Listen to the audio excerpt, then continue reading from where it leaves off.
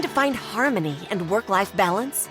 Join Coach AnnaJo as she shares practical strategies, empowering mindsets, and inspiring stories to live the life you want to lead on AnnaJo Talks, Work Life for Badasses. Now, here's your host, Coach AnnaJo.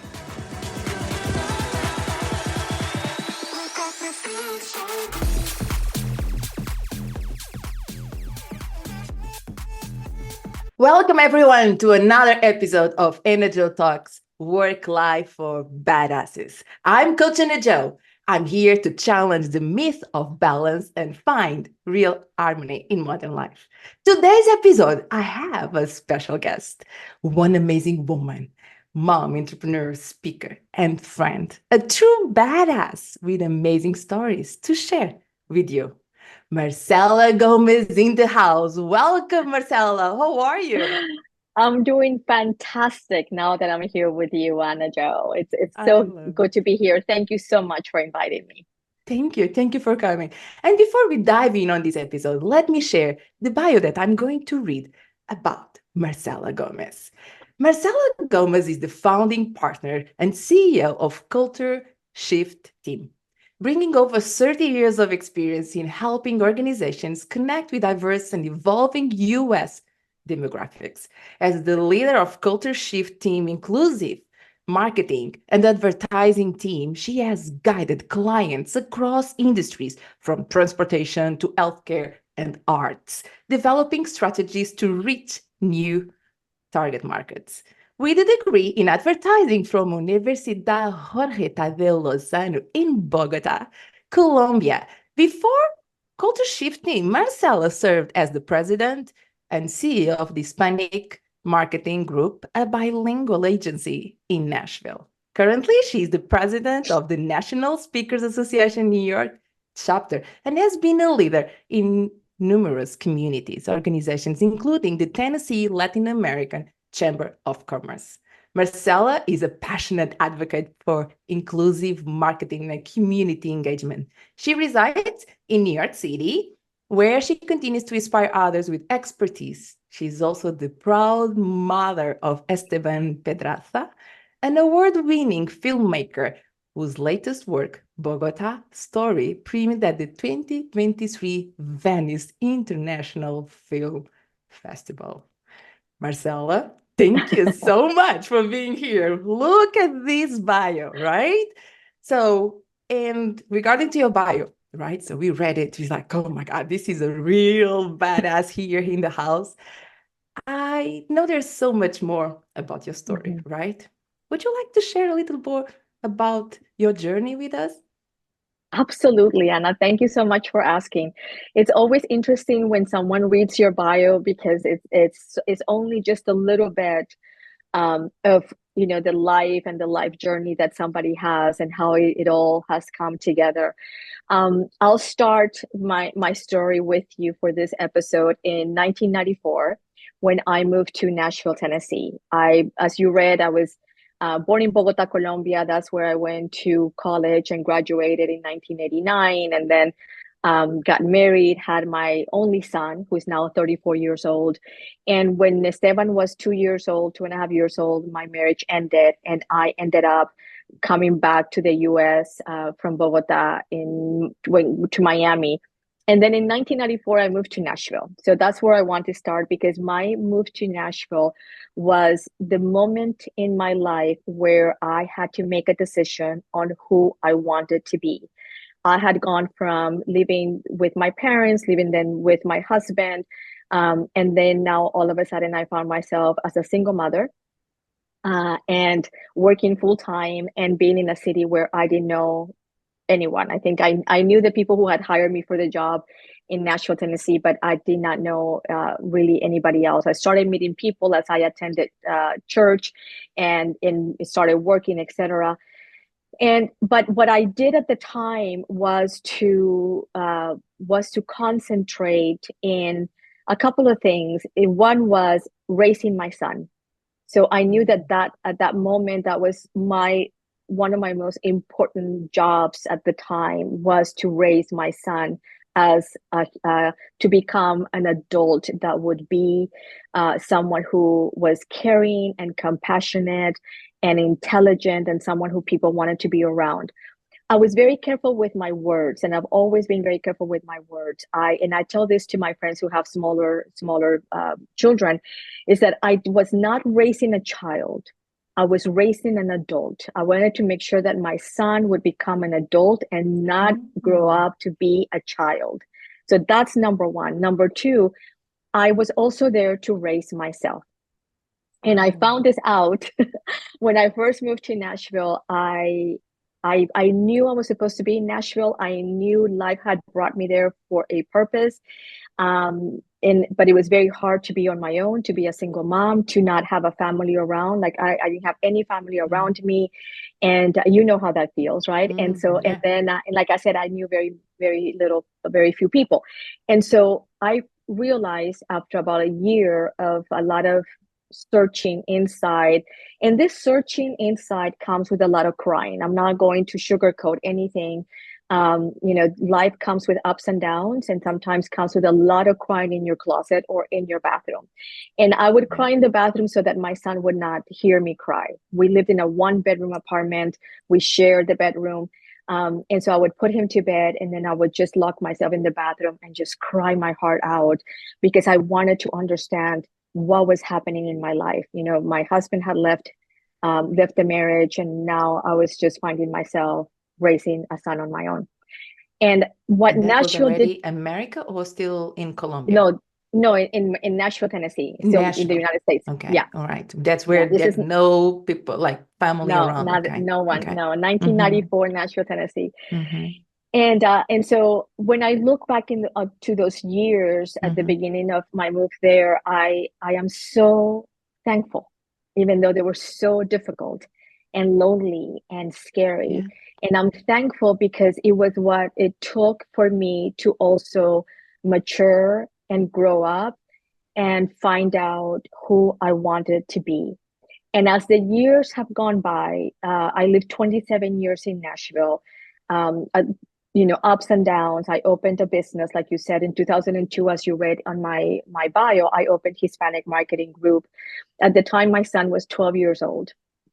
And this is where work-life balance began for me a little bit more, because I got laid off. I had a full-time job, and I got laid off in 2002 from my corporate job. And I decided to open my own business. And in opening my own business, I didn't have the money to do it big time. So I worked from home. So I was virtual before anyone was virtual. Yeah. I worked from my house, and I would go visit clients. And sometimes clients would say, well, do you want us to come to your office? And I'm like, no, that's okay. I'll come to you. Well, I didn't have an office. It was my home, right? Yes. So no, I come to you. So, you're like, oh my God, so like, good. Thank you. Yes, what great service. She comes to us all the time. And so a couple of things began to arise. And one was that, I had already met a lot of people. I had already been in Nashville for several years. I was very involved in the community, etc. And then when I opened the first business, I had this friend who's still my friend. He's a guy friend, a male friend. And he said to me, why don't you open an office of Hispanic Marketing Group in another city as well? Like, why don't you open an office in Memphis, Tennessee? Memphis is 3 hours away from Nashville. And he was giving me this advice to help me expand my business and grow my business. He's a man, right? He's married. So his wife took care of his children. And again, he's a man. So he's looking at life from only one perspective, which was, you should grow your business and you should expand to another city. He did not take into consideration that I am a single mother. Wow. I have no family in Nashville. Esteban's other parent lives in Colombia, South America. I cannot just take Esteban to his father's house while I'm gone to Memphis. And I wanted to be home when my son would get home. That was very important to me, because again, one of the purposes that I knew I was in Nashville was to raise an adult, and I wanted to be home for him. And so during that time, that period of my life, my priority, the season that I was in, was first being a mother, second, or 1A Mm-hmm. was being an entrepreneur. You fast forward, and Esteban graduates from high school and he moves to New York to go to college. Mm-hmm. And now I am completely single. I'm not in a relationship and I don't have a child at home anymore. That was the year 2009. Now Marcela has the time to grow her business more, to get involved more in the community, and to do all the things that were not in my priority list before. Now, could I have done it before? Yes, absolutely. I could have gone to Memphis and opened an office. I could have been involved in all the community organizations that I was later on involved. I could have gone to many networking events, but that was not the priority at the time. I am a firm believer in seasons in life. Everything has its perfect season. And even with me prioritizing being a mother and being home for my son, and having that beautiful relationship that we still have, I still hurt a little bit because I used to work at home, but I used to work sometimes until 2 or 3 o'clock in the morning. And when my son was little, he wrote me a letter one day while he was laying under my desk. And the letter, I still have the letter, and the letter says, "Ma, I know you're busy working on your business, but can you please play with me?" Oh, I still have that letter. oh my God. All Yeah, right. and that still hurts, right? Oh. And so we're not perfect. We're never going to be perfect, whatever Mm-hmm. that means to you or Mm-hmm. whatever it meant to me. Um, but everything that I have gone through in that season of my life of prioritizing motherhood and the letter that I still have Oh, shows me and taught me that could I have it all? Yes. Can you have it all? Yes. Not all at the same time. And wow. you don't want to have it all at the same time either. It would be like going into a restaurant of an all you can eat buffet and them giving you all the food you're ever going to eat for the rest of your life. At some point it's going to go bad. You're not ready for it. And so Yeah. the going into seasons as well and seeing your life that way also allows you to learn things and to implement things and to dismiss things, which I think go hand in hand to your process of stop, start, and keep. So you Mm-hmm. can do inventory of everything that you're going and you're doing in your life. Mm-hmm. I create a budget every year. Every single year, at the end of the year, I create a budget for the next year with every single expense that I have, both obviously for the business, but I do a personal budget. And I review every contract I have. Like if I have a mobile company, I go in and I see if there's any changes I can make, if there are any discounts that I can get, if anything has changed in my plan that I need to add or remove. I do that with with everything, internet, phone, everything. I do that. I also do that with my calendar in my life, right? Because it's mine. I can control it. And so I can go in and say, I want to Yeah. stop being a part of this organization because right now I'm prioritizing this, or I'm going to start doing this. Like, you mentioned that's part of your process, is that what you teach your clients is to stop, start, and keep. So as I look at my life in the past and today, take an inventory by understanding in which season I'm in, then I know that I can have it all, not all at the same time. Oh my God. All right. A lot to take here. Woo. Thank you. Thank you for sharing. All right. Like, I don't know. You're in the beginning of this podcast, and you can say, like, oh my God, Marcela, the badass, right? So, but look, we're talking about you moved from Colombia. You are in a different country, so you don't have your support system, right? And you become a single mom. So then you were laid off. Like, that's a lot to take, right? So single mom, then you're laid off in a different country, in a city that, actually now you started to be in community, but you don't have your support system itself, right? And you decided to go for something else that was risky, right? So, which is becoming an entrepreneur. As we all know, being entrepreneurs is not easy. So it would be perhaps easier to go and find a new job that could be, easier means easier to have a safe paycheck to paycheck, right? So, but tell me so about the decision making, right? So in terms of what was in your head, right, to go and embark on this journey of entrepreneurship in that time? My decision of becoming an entrepreneur was based on getting laid off and then thinking that I never wanted to be in a position where somebody else had my destiny in their hands. My God. And Okay. so and so I thought, if I'm an entrepreneur, I Uh-huh. can direct my own destiny. And I Okay. can choose which clients I want to work with, and I can choose when I want to work. And it has worked very well for me. Now, from a business situation, just like anything else, there are ups and downs. When you're a business owner, when you're an entrepreneur, some years are very good, some years are not very good. So you have to get used to the ups and downs, the fat cows or skinny cows, as they say. So you have to have that strength to be able to do that. From a time perspective and from a destiny perspective, that goes hand in hand with the woman that I wanted to be, it has worked perfectly. Because when my son was in school, and he had, in the middle of the day, he had something at school, like a play, or they were running to raise funds for something, I could just leave my home, get in my car, and go to the school and be with him. In 2010, he was already here in New York. He was in film school at NYU, and he submitted a short film to the Tony Blair Faith Foundation in London, and he won first place. And so he was flown to London to receive that award from the hands of Tony Blair and from the hands of Sir, now I forgot his name. Anyway, the producer of the film Chariots of Fire, David Putnam. Sir David Putnam was Hugh Jackman, Natalie Portman. They were all judges Oh of my this God. film competition, and my son won. Well, I didn't have to ask a boss permission to leave my job, to take days off. I emailed all my clients and told them that I was going to be off for 5 days. I was going to London with my son.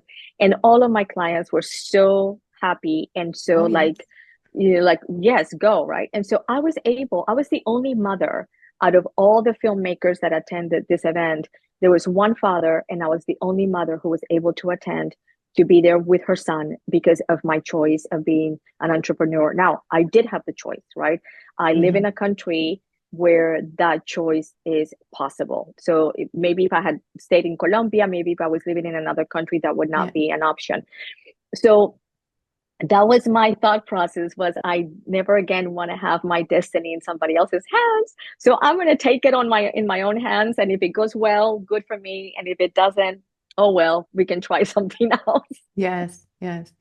But that's a lot, like, because the clarity, you explained the story, right? So I know my priorities, right? So I want to be a mom. So in my conditions, being a single mom in a different country, I want to raise my son to become an adult. I love that part. So, and then it's about like, now I don't want anyone dictate my schedule. So I want to be my own boss and I want the freedom. So, and both combined, you made this decision, and like fast forward, how long was that? 17 years, right? So the cultural shift Yeah. team is 17 years. You are a successful entrepreneur and is still there. It's a case study, a successful case study we have here, right? But tell us, like, so who's listening to us perhaps is thinking, but I don't have this or I don't have that. So what would you have in that time, like as a resource, as your toolbox to get started, to embark on this journey? And we under your circumstances, right? So Yeah, so my first company started in 2002. So today, the date that we're recording this is 2024. So I've been an entrepreneur for 22 years. 22. Okay. Yes, 17 years on my own as a solopreneur, and then 7 years thus far as a business owner with 2 other partners in Culture Shift team. I didn't have a lot of tools. I had a lot of guts. I had guts, and so okay. Here we go. I do have a I don't know that I would call it that at the time, but since then I have learned that I had a safety net. And I learned this several years ago, probably 10 years ago, when I would come to New York City to visit my son when he was in college, I remember going to flying trapeze class. There are flying trapeze classes in New York, and I love them. I took like 3 years in a row and went and took a class for that. The first time I did flying trapeze, it's actually like a circus. You go up, the ladder all the way up to the trapeze, and you stand there, and they tell you to jump, and you have to do exactly what they tell you. The guy's like, you have to do exactly what I tell you when I tell you. If that is not going to work. Yeah. And so the guy goes, jump. So I jump, right? And the legs up and the whole thing and da da da da. This is and so funny. I didn't know that story. I have videos. I did it. The first time I did it, it didn't work. I was not able to get my legs up over the trapeze. And so of course you have to let go and you fall into a net, right? And then you have to like flip over to get over out of the net, like a circus. Yeah. And so I did, I didn't do it well. I fall, blah, blah, blah. I fall to the net and I get off the net. And then this other instructor comes straight over to me and she says, do you know what's wrong with you? And I'm like, what? She goes, you're not breathing. And I'm like, oh, isn't that a life lesson though? Like, she goes, if you breathe, things will be easier. Oh my God. Okay. And I'm like, oh my God. Okay. So I go back up there, right? And so now I'm like, I'm going to breathe through the process. And so they're telling me what to do. Jump. I jumped. Legs up. I was able to get my legs up. And then you flip and then you fall. And it was like completely different. And when I got off the net, she comes over, she goes, I told you, you have to breathe. And I thought, oh my God, how many times do we go through things and we're not breathing? We're just so tight about everything that we don't allow life to breathe. But here's also why I say the safety net. I go up the ladder, but the whole time you're connected through a harness that you're hooked on. You're not going to fall, right? You get up there, you're on the platform. You're not only connected to the harness, but also one of the instructors is holding you until you pull the trapeze near to you. Then they tell you put both hands. You're still strapped. The instructor still has your back. You still have a strap on, the harness on. You hold the trapeze, you jump, and you have a safety net. Yeah. So I thought, okay, who's my safety net in my life, right? Because I have all these other things. I have friends who can be my harness. I have friends who can hold me. Yeah. And I have a safety net. And from that moment, this was several years ago, the safety net for me is my family and close friends, that even though at the time in 1994, they didn't live near me, I knew I could always make a U-turn on Highway 24 and go back from Nashville to Miami, to my mother's house, or my brother and my sister. To this day, I know that if I were to lose everything, and it has happened already to me, I can move in with my brother or my sister or my mother or friends. And in 2010, when my son won that award in London, I lost several of my clients. And I had to make the decision whether to keep paying the mortgage of my house or pay for my son's university expenses. I had made a promise to Esteban, or we had made a decision that I was going to pay for his school so that he would not have any student loans. And in that situation, when I lost half of my clients, I decided to pay for Esteban's school and to lose my house in a foreclosure. And in order for me to be able to stay in Nashville and continue to work there, I spent 6 months living with dear friends they're still in my life, who offered me to live with them for free. That was one of my worst case scenarios. That was like before that you go, because again, when you don't breathe, you don't see an answer. And I lost the clients. I was paying for New York University. It wasn't cheap. It was NYU. It was my mortgage. It was my car, like my life. What do I do? So you just kind of feel so constrained and like, what do I do? What do I do? And the first thing that comes to mind, I don't know why, is that you're going to die alone under a bridge somewhere. And so what I did, Anna, is I allowed myself to go to my worst case scenario for 30 seconds. I sat down with myself, I closed my eyes and I said, okay, what is my worst case scenario? And it was confronting that monster head on. And my worst case scenario was that I would have to move back to Miami to live with my sister. And when I saw that, I'm like, that's wonderful. I love my sister. She has a pool. She cooks. I have my nieces and nephews. It's Miami, Florida. Yeah. Yeah. And so those 30 seconds, I thought, well, that's not that bad. It's a good And bridge. then it's a good, good worst case scenario. Then my friends in Nashville, when I told them that I was going to let go of the house, they said, well, come stay with us. We will, and I lived with them for 6 months and they didn't charge me anything. And they lived at the time in a 6,000 square foot house. I had the entire second floor to myself. And I was able to keep paying for my son's school until my finances got better. And then I moved to downtown Nashville to an apartment. So I had a safety net. We all have safety nets, and then the safety net, and then facing your monster is facing what could be your worst case scenario.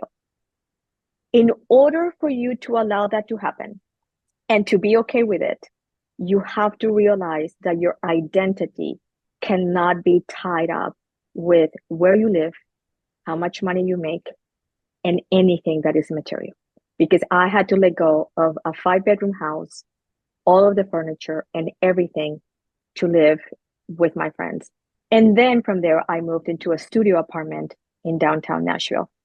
So if your identity is tied with where you live and how many shoes you have and how much money you make, then your worst case scenario is going to be very, very, very dark. Oh, come on, this is like, wow, my God, you guys are listening here to the truly work life for badasses with the biggest badass here, like today, right now, Marcela Gómez. Oh my God, I didn't know the story. So I'm learning the story as you tell right now. And I am thinking, my thought right now. And I'm asking now, how did you breathe? How you did? Because that's a lot. That's a lot. All right. Mm-hmm. I got you that you are a badass. You got this clarity. You had the guts to go. You had this, the safety net, right? I got you. But how did you breathe to go along with these decisions? Because this is the badassery here, all right? Tell us more about that. Yeah. Well, I'm going to use your words because, sometimes we do things without knowing how to verbalize them, right? We do things. When I became a single mother, there was no planning. My ex-husband ended our marriage with a phone call when I was visiting my mom in Miami, and he was still in Bogota, where we lived, where I had all my belongings were in Bogota. I flew to Miami to visit my mom for 10 days with my son. And the day before I was supposed to go back to Bogota, I called my husband to remind him of the flight information. And he said, I don't love you anymore. Don't come back. And so I had nothing. I had nothing. I had come to Miami with a suitcase for 10 days. So I had left everything. So I lost all of my personal belongings, like everything was left in that house in Bogota because I didn't go back, right? So I had already experienced losing everything. Somebody else made a destiny decision for me. But it wasn't only for me. When he made that decision, when this happened, it was also my son, right? And so I had to make a really quick decision to be okay and to be friends with him because I wanted my son to have a father. I didn't want my son not to grow up without a dad. And so I made a decision to forgive, and I made a decision to be friends with this person so that my son would have a father. And they have a beautiful relationship, and it's because of that decision, because I could have made another decision, right? Mm-hmm. So my first big, I guess, badass moment it wasn't a plan. It wasn't like I'm going to make a task list. It was survival. It was, Okay. I Yeah. have become a single mother. And when I moved to Nashville, I lived in Miami for 18 months with my brother, my mom, and my sister, because we're Colombian. So we, they all lived at home until they got married. Um, and then I decided to move to a city where I don't know anyone. So I left my entire network of family and friends and church friends and said, no, I'm moving to Nashville, Tennessee. Why? Because I had a strong feeling in my heart that I had to move. I call it, it was like a blender. It was like a tornado inside of me it just kept moving inside of me. It was like the spirit moving inside of me. And it kept saying, let's go, let's go, let's go. We're moving, we're moving. And I'm like, where are we moving? Right. And we ended up in Nashville, Tennessee. And it was because I needed to grow up. I needed to find out. Wow, you're taking me deep here, Anna. I needed to find out who I wanted to be, Yeah. and who I wanted to become. And since for the last 10 years of my life, I have been more intentional about taking all of these lessons and experiences of my life and looking at them and package them under the becoming the woman of my dreams. We women talk about the job of our dreams and the house of our dreams and the man of our dreams and the vacation of our dreams. No, no, no. In the last 10 years, I have been intentional about becoming the woman of my dreams. And that has come from all these experiences that I have lived that have given me all these resources to be where I am today. And one of the things that you mentioned in your podcast as well is that once you make a decision and you execute on that decision, then you're able to breathe. Yeah. Okay. Okay. That's how you do it. Yeah. Yeah. Because then you are on execution. You are on Yes. the how am I going to do this? You are not Yeah. on your head, in your Yeah. head, not in your Yeah. head, Yeah. thinking, should I? Is it right? You're in like now Yeah. hands on. So it's all Yeah. about how am I going to do this? Where I'm Yeah. going? How do I Yeah. pay this bill? How do I? Yeah. Yes.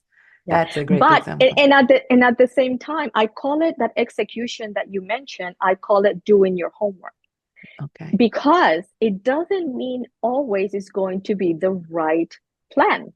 Of course. You have to be able to have an open mind and an open heart and an open spirit to say, this may not work. This may not be the how. And it's beautiful when you don't know the how sometimes. And actually, you're surprised by life. I have been surprised by life where I'm like, I could not have planned this. I could not have put this together. This had to be an outside force who put this together, right? Uh-huh. But I do believe in the execution for me is doing the homework. So I make a task list. I'm like, okay, what is the part of the homework that I can do and see where it takes me? And that to me is allowing just sort of this movement of energy and this movement of ideas where I'm open to someone coming to say, have you looked at this? Or someone saying, hey, let me introduce you here to this person. And then that takes me into the direction where I really want to go. But your recommendation of execution or homework doing is perfect because then it allows you to breathe and to move towards the idea that you have. Oh my God, I love that. I think I will call this episode Becoming the Woman of Your Dreams because I love Thank you. that part. And from Thank that, I you. would like to learn more. Who is becoming Marcela Gómez, becoming the woman of your dreams? Because, like life is going, right? So still Mm-hmm. there's a woman of your dreams out there. Yeah. How does she Yeah. look like? Yes. Wow. Okay. Oof. So it's interesting that you asked me that because I saw someone on TikTok the other day that said that they had asked ChatGPT to put together the life of their dreams, and so that reminded me, right, of my 10-year project or my 10-year journey of becoming the woman of my dreams. The woman of my dreams is first and foremost someone who loves herself. That's the number one thing to me. Loving yourself in whatever you need to do. And again, I started this journey in the year 2014. It started in 2012 with asking myself a lot of questions about my life. And when you ask yourself questions about your life, you have to be ready to realize that you have made not very good decisions in some areas of your life and that you could change your mind. I think one of the hardest things that people deal with is change. And I think change is beautiful. It's hard, but it's beautiful because if you are always the same person you were when you were 14 or 16 or 22, I don't want to be that woman. You know, and so you have to be open to change and open to asking yourself questions and realizing that you could change your mind, or that you could be, I don't like to use the word wrong, but that you could have feelings and thoughts that are not appropriate or are not the best to take you to the next level. So number one is continuing to love myself, continuing to seek deep inside Marcela, to find the true nature of who I am as a spirit, as a human, as a woman, as a Colombian, as a business owner, as a mother, as a speaker, as a mentor. Like, who is more of her? Number two, I have also realized that in becoming the woman of my dreams, the most important relationship in my life is the one that I have with myself. It is not the one I have with God or Jesus or any entity outside of me. It is not the one I have with my son. It is not the one I have with my friends or my colleagues or my family. The most important relationship I have is the one I have with myself. And that is, I love spending time with me. I love spending time on my own. I like, you know, I spent 20 months as a digital nomad around the world, traveling on my own. I was on my own 99% of the time, in 70 different cities across 12 different countries. As a true nomad, no permanent place to live, 2 suitcases, sometimes only 1 suitcase and a backpack. I did not stay, at somebody's couch, only my sister's, but I did stay in hotels and Airbnbs.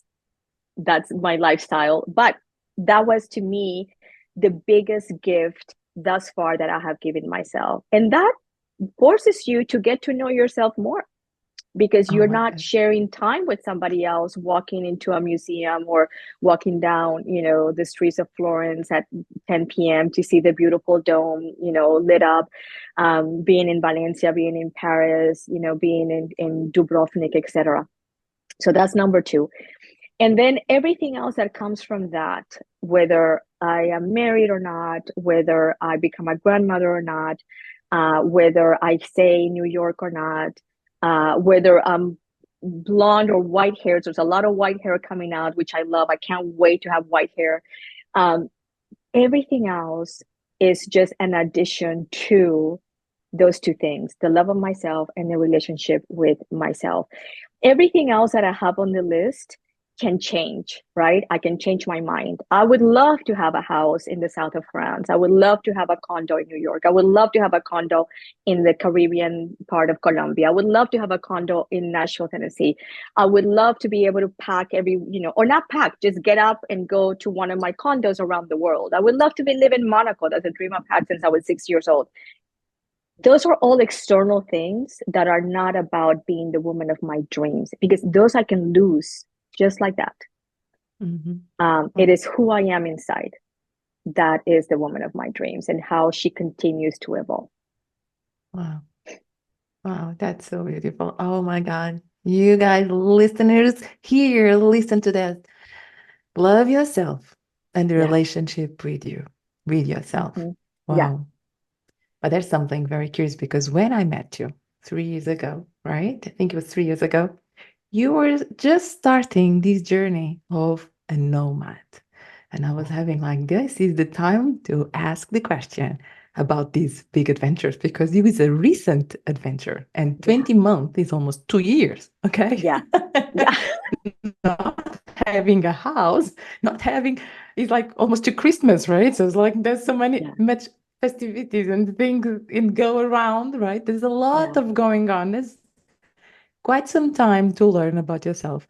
Would you like us to talk more about that experience, what you learned, and also why you decide to do that big adventure of 20 months of nomad? Absolutely. Thank you for asking that question.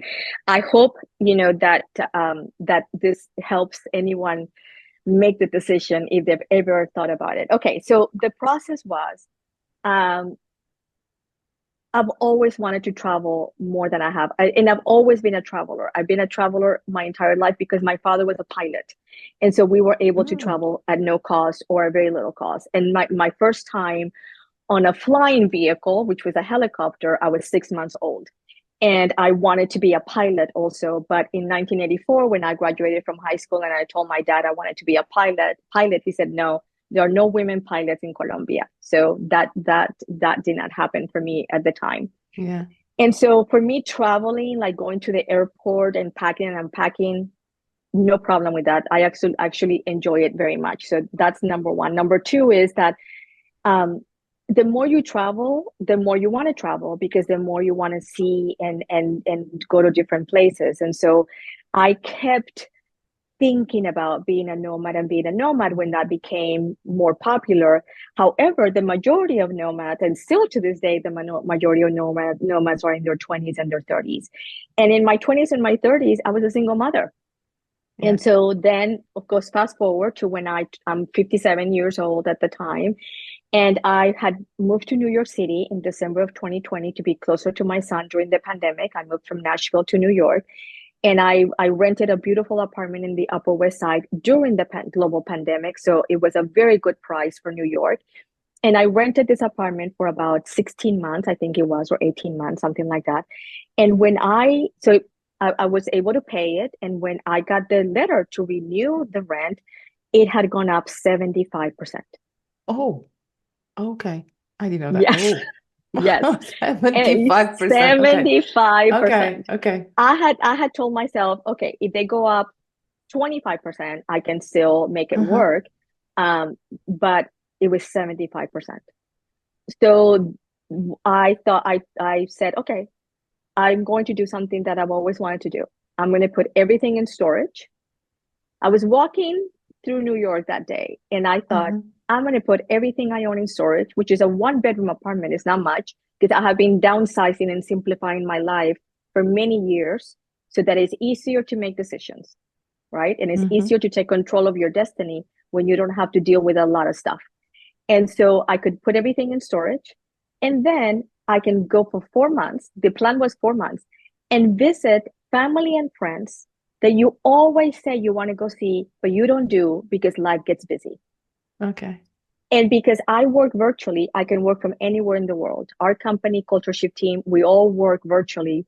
So our team can work from anywhere in the world as long as they connect US schedule times, right? And so I planned my 4 months and I went to Vegas, I went to Southern California, North Carolina, South Carolina, Seattle, Washington, etc. At the end of those 4 months, I came back to New York to look for a place and I wasn't ready. So you have to follow your gut. You have to follow your instinct. I came back and I was having lunch with a dear friend who you know, Jean. And when she started, she and I would, she came with me to look for places. And after we looked to 3 or 4 places, we went to lunch and she's like, are you ready to make a decision? And I started crying. Oh, okay. And she's like, why are you crying? And I said, I'm not ready to move back. So I also not forcing things and just kind of allowing yourself to go, what do I want to do? And so I kept going. And so I thought, well, I want to go to Europe. I want to spend 3 months in Europe. So I did. So I kept going. And so I started planning things like 1 month and a half out, right? And so I went to Spain. I went to Portugal, which I love. I went to Portugal, I went to Spain, I went to France. I have a cousin who lives in Istanbul in Turkey. So I went and stayed with her 11 years. Being in Turkey, you're very close to Croatia. Well, let's go down to Croatia. Being in Croatia, it's like, I've never been to Slovenia. Let's go to Slovenia. And that's how it happened. Again, your identity cannot be tied up with how many shoes you take, because I only took 2 pairs of shoes for 20 months. All right. I did have to trade them at some point and buy new ones and throw away the other ones. But I met so many people across this. And the number one question from women who I met around the world while doing this was, aren't you scared? Oh, okay. Yeah, which really speaks to how we women are raised and what we think about life. And I thought, no, I'm not scared. Nothing like this scares me. I'm actually, it's just beautiful. And so, and you know this, I on purpose, because I started listening to or getting these questions of, why are you doing this? Is this for work? Like, why are you doing this? Are you scared? How many shoes do you have? Stuff like that. And so I started doing videos that showed my life as a digital nomad and the lessons that I was learning. But I intentionally start each video, you can check that out on my Instagram, by saying my age. So I started when I was 57 and ended my nomad life for now when I was 59 years old. Wow. Wow. Woo. Yeah, Marcela. I remember. So look, Marcela 58. I'll still even joke about that, right? So fun. Yeah. But I think there's something there, like on this journey of the 20 months. I didn't know it was not planned like beginning to end. And I think, something like so big now, the outcome, like I was a nomad for 20 months, right? So, but the decision was not, I'm going for 20 months. The decision was, okay, there's here something as a trigger, like the raise 75% of the rent, like now it's the time, why not? Right. So why not? And they decided for 3 months, go on the safety, could be safety, right? Because you go travel, visit friends for 3 months, right? And then no, now I discover a journey. There's an opportunity here to continue. And then you plan another 3 months. And then why not? So, and grow from the journey. And I think you mentioned in your life, right? Life is designed or goes by seasons. And looks like here in your travel, right? So this nomad experience is also by seasons, right? So now 3 months, another 3 months going to Europe. And why not now going here to Turkey and then Croatia? So the things are growing as well by season as you find yourself and, finding new things, and why not, and be open. I think that's so beautiful. Wow. Yes. Amazing. Yes. All right. So this being like intense and great. Oh my God, thank you so much. But with all your life stories that I feel there's so many lessons here to take. So what would you like, truly like from badass to badass, give an advice to our listeners that are right now kind of in her moment with your story? Yes. The number one takeaway, I think, is that can you have it all? Yes. Can you have it all at the same time? No. And so process that and then create your seasons, right? Because you also can create your seasons. If you are a mother of young children, you are in a season that is going to end. And it's going to go faster than you ever think. And I know that many of us older women tell this to the younger women, oh, it's going to go so fast.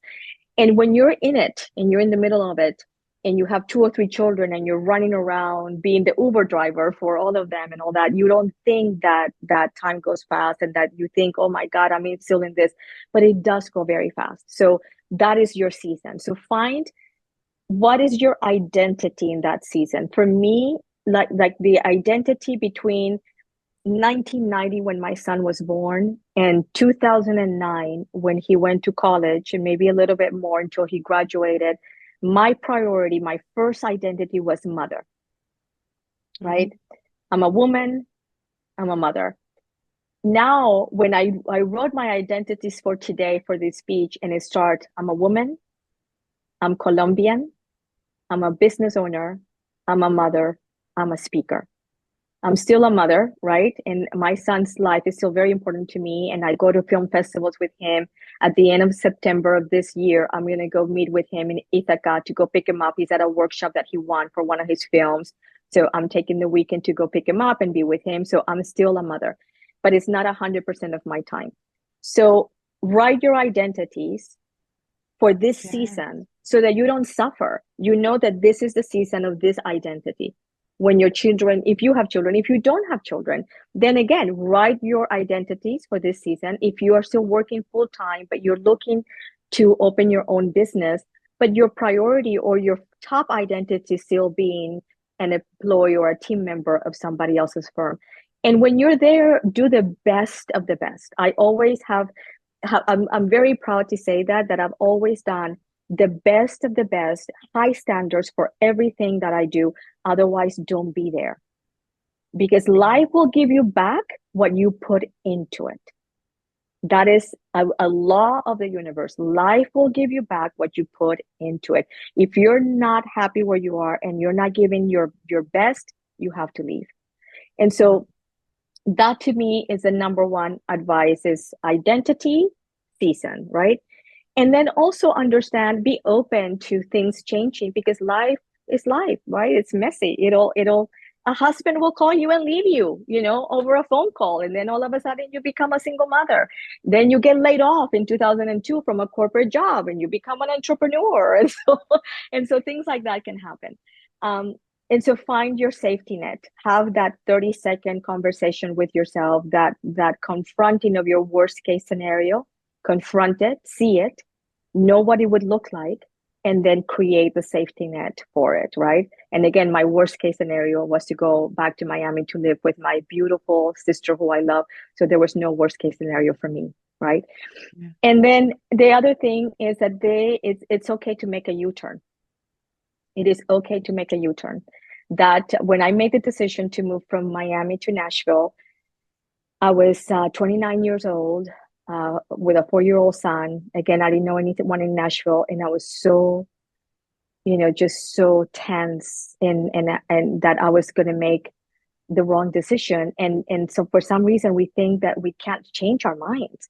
And so I remember telling a friend from church at the time, I'm like, oh my God, like this is the biggest decision of my life. She goes, you can make a U-turn. And I'm like, oh, that's right. I can get back on the highway and come back to Miami. Yeah. So those are my top 3. Yeah. Wow. Yeah. Thank you. Thank you so much. And now, before we end this Work Life for Badasses podcast, I have like 5 rapid fire type of questions. Are you ready? Okay, go. All right. Okay. What is your favorite superhero? Wonder Woman. Wonder Woman. Okay. Yes. What is your favorite place? Oh,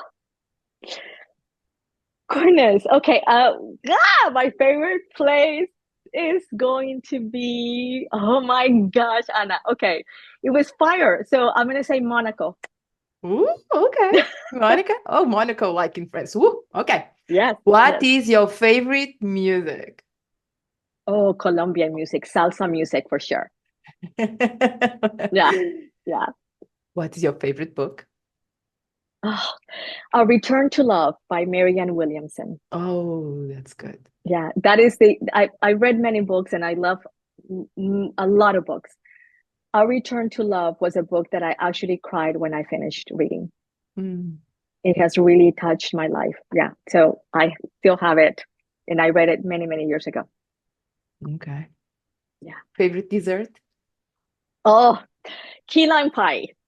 Ooh, that's good. I like it. All right. Okay. Marcela, now share where we can find you. Where can we have more conversations with you and learn even more about you?